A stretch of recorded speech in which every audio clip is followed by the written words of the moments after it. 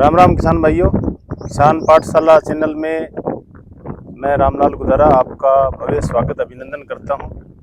जैसा कि किसान भाइयों खरीफ का समय चल रहा है, खरीफ में जो मुख्य फसल है बीटी कॉटन, उसके बारे में समय समय पर चर्चाएं चल रही है। कभी बीटी कॉटन में गुलाबी सुंडी के बारे में। आज का जो हमारा विषय है वो बहुत ही अहम विषय है। बीटी कॉटन में फर्टिलाइजर, खाद और उर्वरक के बारे में बातें करेंगे, क्योंकि अब की बार थोड़ा सा मौसम की विपरीत परिस्थितियों के कारण कुछ नरमा है जो हमारा आगत भी है। सरसों के जो बड का है वो लगभग अप्रैल की बुआई है। ये जो नरमा आप देख पा रहे हो ये नरमा है जो अप्रैल की बुआई का। उधर जो आप नरमा देख पा रहे हो वो जो नरमा है वो 15 मई के आसपास है। तो किसानों विपरीत परिस्थितियों के कारण, अत्यधिक अतिवृष्टि के कारण और आंधी के कारण काफ़ी नरमे के अंदर बीटी कॉटन में नुकसान हुआ। कई किसानों ने दोबारा भी बिजाई की, कईयों ने तीसरी बार भी बिजाई की, तो नरमा काफ़ी लेट हो गया है। और फर्टिलाइज़र का कई किसान कह रहे थे, इसके बारे में हमें थोड़ा बताएं। कई किसानों का, कई हमारे कृषि विस्तार साथी है वो भी कह रहे थे फर्टिलाइज़र में, किसान पूछ रहे हैं बार बार इस समय जो चल रहा है उसमें क्या अपने बेसल में देना है। तो किसान भाइयों जो अप्रैल की बुआई है सरसों की बड में, उसमें तो किसान भाइयों ने बेसल में जो भी दिया है, एसएसपी दिया है 62.5 किलोग्राम, साथ में यूरिया। कई किसान भाइयों ने इस अल्टरनेट की जगह डीएपी को इस्तेमाल किया है।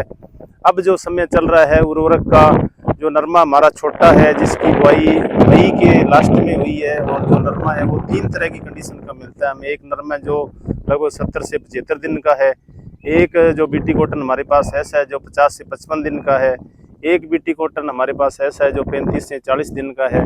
जो 35 से 40 दिन का और लगभग 50 से 55 दिन का है, उसमें किसान भाई है जो फर्टिलाइजर डाल रहे हैं।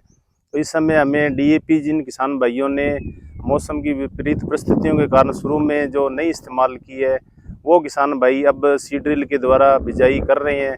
तो आप 20 किलोग्राम, 18 से 20 किलोग्राम है डीएपी की बिजाई करें। साथ में किसान भाइयों अपनी अच्छी फसल के लिए सूक्ष्म पोषक तत्वों के रूप में 6 एलिमेंट का प्रयोग आप जरूर करें। 5 किलो है इसका छिड़काव करना है, जिससे हमारे सूक्ष्म पोषक तत्वों की पूर्ति जमीन में हो सके। और साथ साथ में किसान भाइयों आपको है जो माइक्रोराइजा का प्रयोग जरूर करें। माइक्रोराइजा से आपके ज़मीन में क्या फ़ायदे होंगे, एक तो आपका जो बीटी कॉटन है उसमें है जो सेलो रूट सिस्टम है, जड़ है वो टैप रूट नहीं होती है, ज़्यादा मूसला जड़ नहीं होती, गहरी नहीं जाती है। इससे हमारे क्या पोषक तत्व जो हम देते हैं वो लीच होते रहते हैं। यदि हम माइक्रोराइजा का प्रयोग करते हैं तो ये जड़ों की अच्छी वृद्धि भी करवाता है। जो हमारी अघुलनशील फास्फोरस है, हमारे जो कैपिलरी वेन है उसके अंदर जो फिक्स हो जाती है, जमा हो जाती है, उसको ये घोल करके और पौधों के लिए अवेलेबल करवाता है। इसके साथ साथ में माइक्रोराइजा है जो पौधे के लिए बहुत सारे विटामिन, हार्मोन ये उपलब्ध करवाता है। और एक ये लाभदायक फंगस है, क्योंकि जो हम खेजड़ी देखते हैं उसकी जड़ों में 8 तरह की फंगस होती है, उसी में से ज़मीन में से निकाल के एक ग्लूमस फंगस है इसमें डाली गई है। तो ये हमारे ज़मीन के लिए बहुत फ़ायदेमंद है, फास्फोरस अवशोषक का काम करता है। तो जो बाद में जब नरमा हमारा जब पिकिंग स्टेज में होता है या टिंडा अवस्था में होता है, 9वें महीने में जाकर के नरमा जो साट मारता है, उस समय उससे पहले यदि हम इस समय बेसल में यदि हम अच्छा उर्वरक प्रबंधन कर लेते हैं तो हमारे बाद में वो समस्या नहीं आती है। साथ में रोग और कीटों का प्रकोप भी कम से कम होता है। तो किसान भाइयों फर्टिलाइज़र के बारे में हमें विशेष रूप से ध्यान रखना है। साथ साथ में किसान भाई ये 3 चीज़ें जो मैंने बताई है, 20 किलो डीएपी आपने, 18 से 20 किलो, साथ में सूक्ष्म पोषक तत्व किसी अच्छी कंपनी का आप 5 किलो वो आप छींटा लगा सकते हो।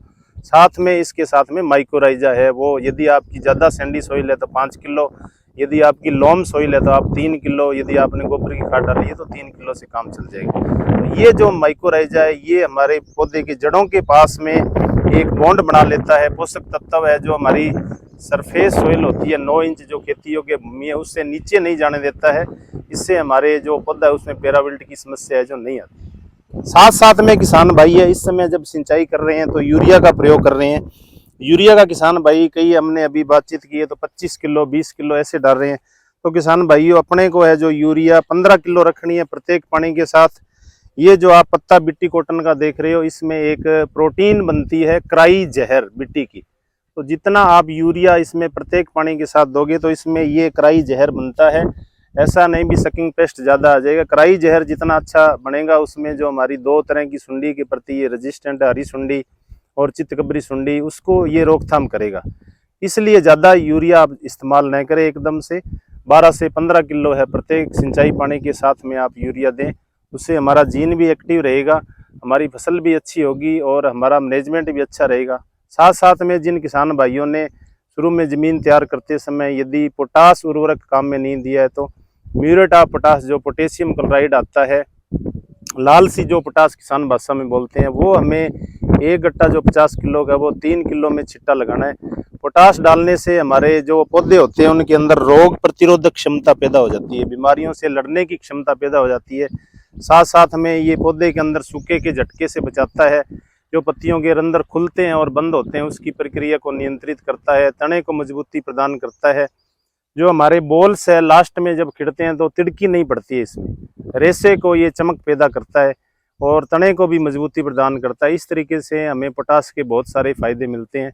जितना हम अच्छा फर्टिलाइज़र मैनेजमेंट करेंगे उतना ही हम झाड़ है जो अच्छा रखेंगे, क्योंकि सबसे पहले तो हमारे दिमाग में यदि 8 क्विंटल नरमा उत्पादन आ जाता है तो हमें इसके लिए प्रयास करने चाहिए, क्योंकि बीटी कॉटन है वो अमेरिकी एक गाय की तरह है। जितना हम इसको अच्छा प्रोटीन वाला चारा देंगे जैसे गाय को, और अच्छा उसको चारा और दाना दोनों अच्छे मिलेंगे, उतना ही प्रोडक्शन ले सकते हैं। यही इस बीटी कॉटन का है। यदि हम फर्टिलाइज़र मैनेजमेंट है वो अच्छा कर लेते हैं। कई किसान हैं जो हिस्से पर या पट्टे पर ज़मीन बांटते हैं, तो वो किसानों से जब हम मुलाकात करते हैं तो वो कह रहे हैं 20 साल हो गया इसमें गोबर की खाद नहीं डाली है। तो गोबर की खाद यदि हमें ज़्यादा अवेलेबल नहीं हो रही है तो 1 ट्राली तो हमें 1 बीघे में ज़रूर डालनी चाहिए।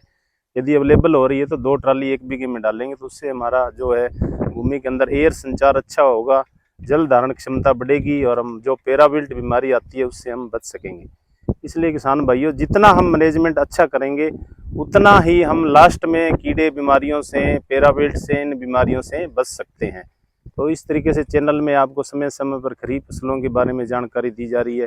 साथ में ये कॉटन है जो 3 स्टेज में आपको बताया, इसमें फर्टिलाइज़र हमें मैनेजमेंट करना है। तो फर्टिलाइज़र के बारे में चर्चा चल रही थी। ये जो अपने फील्ड देख पा रहे हैं ये हनुमानगढ़ राजस्थान में है। तो एक किसान भाई है हमारे पास, प्रगतिशील किसान है, तो उनसे मुलाकात करते हैं, समय समय पर हमारे से राय भी ले लेते हैं। नमस्कार मनोज जी। नमस्कार। किसान जो पाठशाला है उस चैनल में आपका स्वागत है। सबसे पहले अपना परिचय दें। मेरा नाम विनोद पारिक है।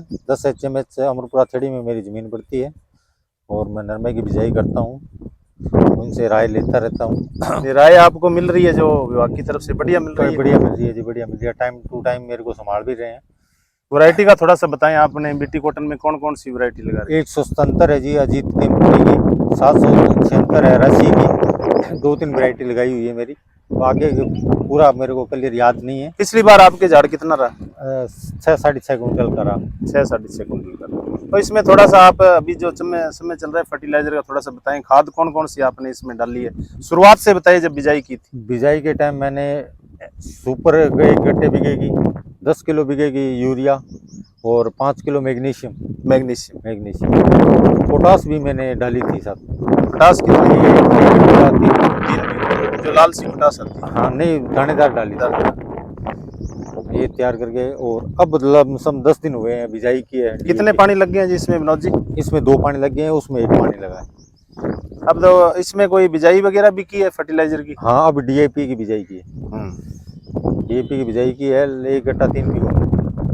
तो थोड़ा सा अब जैसे बारिश का मौसम चल रहा है, हम आपको 2 चीज़ें बताइए। एक तो सूक्ष्म पोषक तत्व है, हाँ जी, वो आप 5 किलो आपको पर्ची बना देंगे, और साथ में इसमें आपने माइक्रोराइजा डालना है। जो आपकी ज़मीन की कंडीशन है वो थोड़ी सी सैंडी है, तो 5 किलो डाल लो, आपकी नरमा लास्ट तक जो 60 नहीं मारेगा। ये माइक्रोराइजा और ये सल्फर डालने का विचार कर रखा है। हाँ, वो आपको बता देंगे सारा। और ये जब आप फर्टिलाइजर मैनेजमेंट जितना अच्छा करोगे उतनी हमारी फसल है जो लास्ट तक अच्छी रहती है। क्योंकि माइक्रोराइजा जो भी आप खुराक डाल रहे हो जमीन में वो लीच हो जाती है। इसकी जड़ है मिट्टी की, ज्यादा गहरी नहीं है, वो इसकी जड़ की पहुंच से बाहर नीचे चला जाता है, जो नीचे की सब सोइल है उसमें चला जाता है। तो उसको एक चीज ऐसी हो जो उसको बांध के रखे, ऐसे जैसे अपने ना उसको इकट्ठा करके रखे, नीचे नहीं जाने दे, वो माइक्रोराइजा करता है। बहुत आप अच्छी कंपनी का इस्तेमाल करते हो तो आपको अच्छे परिणाम मिलेंगे। कोरोमंडल की डाल, हाँ, जो भी आप डाल रहे हो किसी अच्छी कंपनी का डाल रहे हो तो आपको परिणाम अच्छा मिलेगा।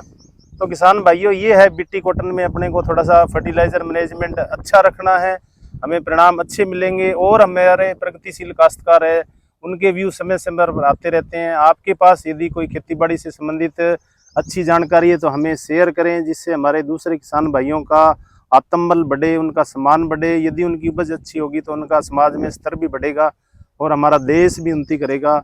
धन्यवाद। जय हिंद, जय भारत।